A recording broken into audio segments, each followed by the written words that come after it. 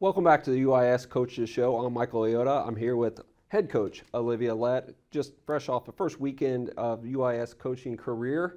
Coach went 0-2. We knew it was going to be a tough weekend. Some good region competition and everything. But let's talk and let's start a little bit with what we talked about last week. You talked about your standards for what your program is, right? Energy and effort are always the standards. Tell us a little bit about the weekend and especially how was the start as far as that goes for you? Yeah, we got smacked in the mouth the first couple minutes of the first game, and I thought we responded great. Our second quarter, we held them to 10 points, played our defense, the style that we want to, great energy, and really tried to get ourselves going with the defensive side of stuff. So that was good to see. Second half, I think we just ran out of energy a little bit right now. Not a ton of healthy bodies, and so being able to sustain that, understanding what type of effort that takes on a day-to-day basis, what type of effort it takes in practice to be able to do that for 4 quarters. One great quarter isn't gonna do it for you. And I think we withstood a couple of their punches. We were still up in the third quarter, and then that fourth quarter just got to us. Took some bad shots, which didn't give us a chance to defend. And that's something that we talked about a lot this week, and kind of going into that second game was we've got to make sure our offense doesn't take our defense's opportunities away from us. And so that's something that, with a young team, it's hard to learn. Even though there was some success last year, and we do have a couple seniors, we're predominantly freshmen and sophomores. And so there's some things that you have to learn from just a game management standpoint. And I think those kind of got us that first game. And then second game of a weekend is always tough, especially when you don't have a ton of bodies. And I thought we fought at different times. We got down some big amounts and were able to chip them back to 7 and 8 points, and just weren't able to throw that big punch to get us back in the game. But we did see some kids step up. Sahara Murphy had a great first game for us, and I thought really led the charge there, which is composure. Nia had a great weekend for us, shot over 50%. And so we're trying to figure out, okay, what does it look like to take great shots? What does it look like to really control the pace, play at a fast pace, but be in control of it the whole time? Yeah, no doubt. We talked a little bit about it last week. We know what was going to be important in that Tiffin game. We knew it was going to be a tight game.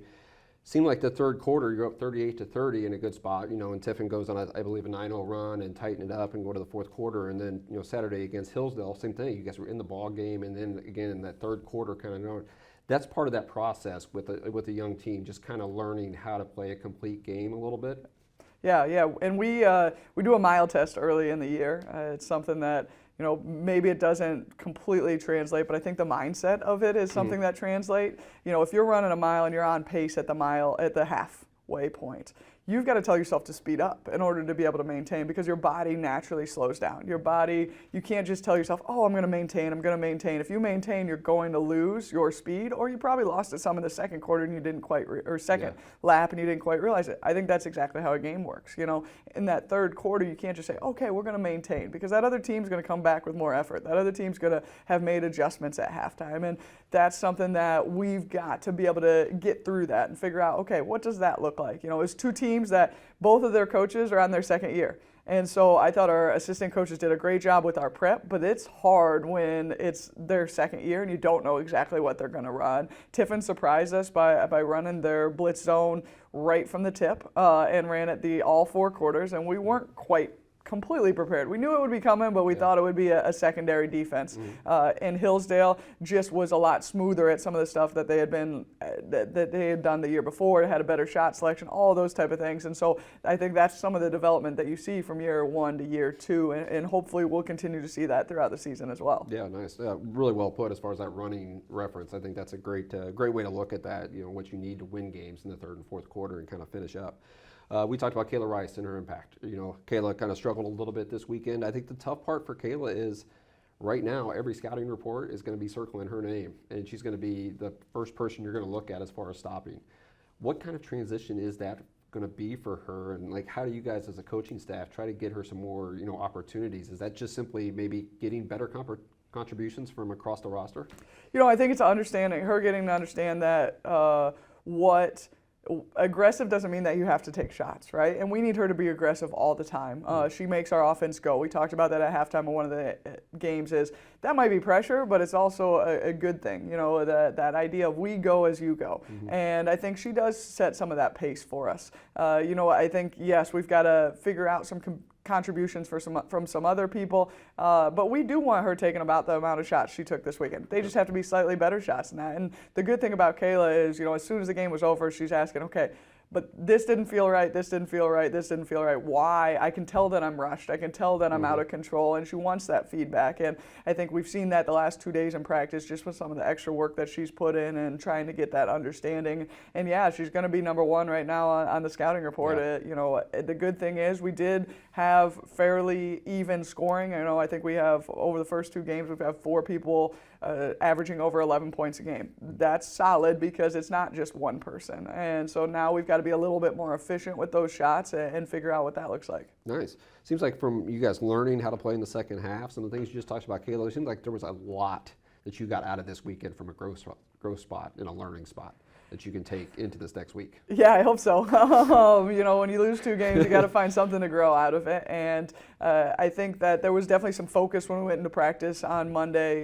We were able to see some of those things on film, and some of it is also getting them to understand trusting the process, so we don't have to go through the loss first. Some of the things that we're trying to force defensively, getting them to understand that it's not just about what is comfortable for you, and just because you feel like you're getting beat a certain way doesn't mean that's not what's best for our defense, because you're going to have help side there. You're going to have somebody in that next rotation, but if you play comfortable for yourself, you're not playing team defense anymore. And so it might work out well for you individually, but it doesn't work out well for us as a team.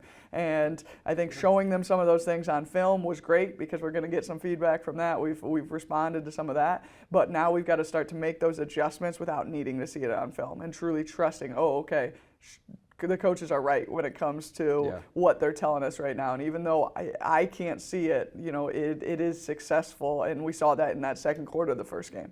Nice. So a lot of excitement, obviously, for this week. First home game for you as a head coach, a home opener for the Stars here Thursday night at 6 p.m. Tell us a little bit about that matchup and kind of what you're expecting now coming back home after that weekend and after that learning and that growth process you just talked about. It's always fun to play at home, and I think to do it the first time is going to be really exciting. I'm excited to see what type of crowd we get. Stevens has played a few more games than us, a little bit more well-versed. They do have way more upperclassmen than we have. They've got a few seniors, a few grad kids, and so there's a little bit more experience there. They want to play fast as well, and so we've talked about, yes, we want to play fast, but we've got to make sure that we're the more controlled team and that we're the ones that are actually controlling the pace, not just playing at a breakneck speed and taking the right shots. But I think it'll be a good chance for us to bounce back, good chance to kind of figure out what do home games feel like, what is our rhythm for that, and getting to play in front of people. We talked extensively the other day at practice that, yes, people want to see you win, but they want to see you play hard. They want to see you dive after loose balls. They want to see a tough style, an exciting style. They want to see us go out there and work. And so it's not just about winning. It's not just about making baskets. It's about what can we do that's going to make sure that we get fans back in the stands. And that's about what type of heart are you playing with. Yeah, no, really well said, because you need that excitement, right? It's not all about wins and losses, so really, really good.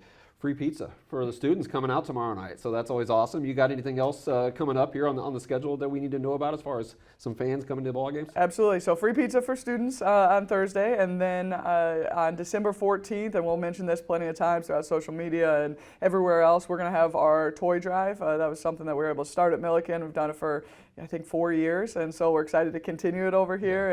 And those toys will go to the Children's Hospital in Springfield, and so we're excited about that, and we'll continue to make sure that we play that one up.